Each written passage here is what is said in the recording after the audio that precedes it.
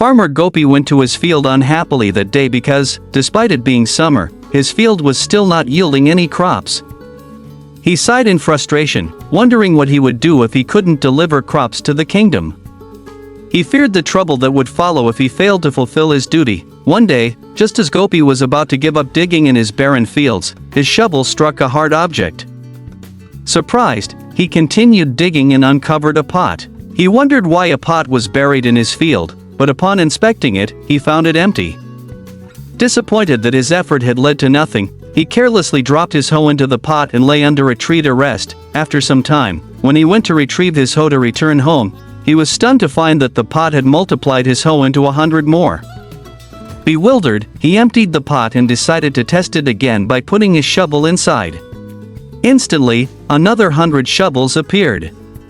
Gopi was amazed and thrilled as he realized that he had found a magic pot. Excited, he carried the pot back home and decided to experiment further. He placed a chicken egg inside and waited. Soon, the pot overflowed with eggs. His disbelief turned into joy. Testing the pot once more, he placed an apple and a loaf of bread inside, and just as he expected, the pot multiplied them as well. Realizing that he no longer needed to struggle with his barren field, he decided to sell the pot's multiplied goods in the kingdom market. Every day, Gopi brought the pot's multiplied products to the market, and each day, he tried something new: clothes one day, vegetables the next, and beans another day. Whatever he placed in the magic pot, it multiplied endlessly. His sudden success made the other sellers jealous, and they complained to a soldier of the king. The next morning, the soldiers secretly followed Gopi.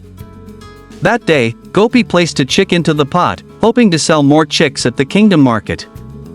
Within moments, hundreds of chicks emerged, running wildly around his house.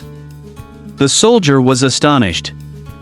As the chicks scattered everywhere, one accidentally fell into the pot, producing another 100. Soon, Gopi found himself surrounded, with chicks on his head, under his chair, and even in his dinner plate. The soldier rushed back to inform the king of what he had seen. The king immediately ordered that Gopi and his magic pot be brought before him. When Gopi arrived at the palace, the king confiscated the pot, declaring that it would now belong to the kingdom's treasure. Gopi was devastated. Curious about the magic pot's power, the king decided to take a closer look. As he bent over the pot, one of his soldiers warned him to be careful. However, at that moment, the king lost his balance and fell right into the pot. Within minutes, 100 identical kings appeared in the hall. The soldiers were thrown into chaos, unsure of which king to obey.